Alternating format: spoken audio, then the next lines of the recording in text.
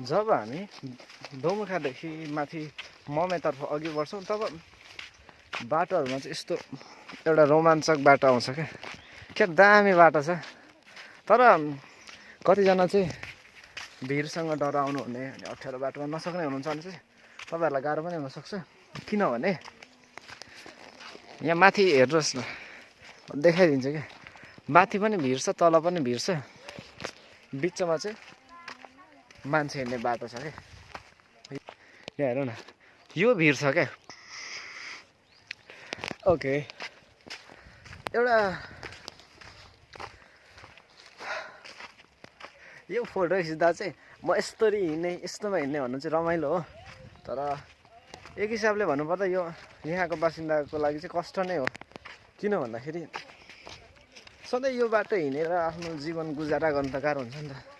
यस्तो बाटोमा हिँड्नुपर्छ, न गाडी कुद्छ न केही, गाडीको नाममा यो बाटोमा साइकलहरू पनि कुद्दैन। हामीलाई चाहिँ कहिलेकाहीँ हिँड्दा सम्झना हुनसक्छ होला, तर यहाँ सधैँ हिँड्नु त एउटा अभिश्राप जस्तै नै हो। अनि सायद सम्बन्धित निकायको पनि ध्यान जाओस् यस्तो ठाउँमा। चुनाव भइरहेको हुन्छ, देश बनाउँछु भन्ने सबै निस्किरहेको हुन्छ, तर अझै पनि यस्तो बाटोबाट गुजारा गर्नु परिरहेको छ भने चाहिँ त्यो चाहिँ एउटा देशको निम्ति चाहिँ लज्जित कुरा नै हो। एउटा हामी यात्रामा छौँ होइन, अनि यो यात्रा चाहिँ एउटा अविस्मरणीय जस्तै भइरहेछ क्या। म अगाडि गएर भिडियो बनाउँछु ल।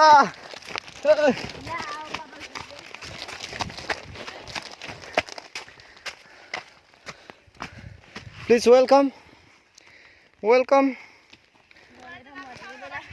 अब तपाईँलाई मात्रै चाहिँ कतादेखि हटाउनु अनि please high by by high भन्नु बजु हाई हाई कस्तोमा चाहिँ म बोल्न नसक्नु। हाई, कस्तो भइरहेको छ यात्रा? यात्रा कस्तो भइरहेको छ? रमाइलो छ नि, अविस्मरणीय छ नि, बिर्सिनै नसकिने।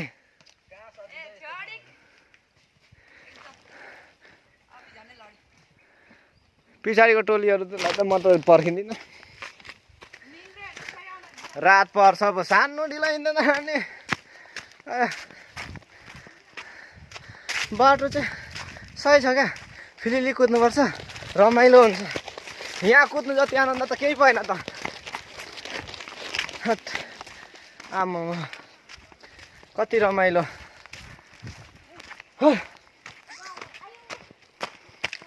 अनि यहाँ चाहिँ हामी एउटा पुलमा आइपुगेको छौँ। डाँडामा पुल कस्तो होला भन्नुहुन्छ भने अल्सो यहाँ चाहिँ एउटा पुल दामी छ।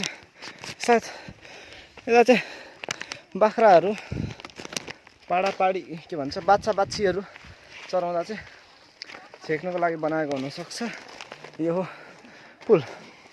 गले म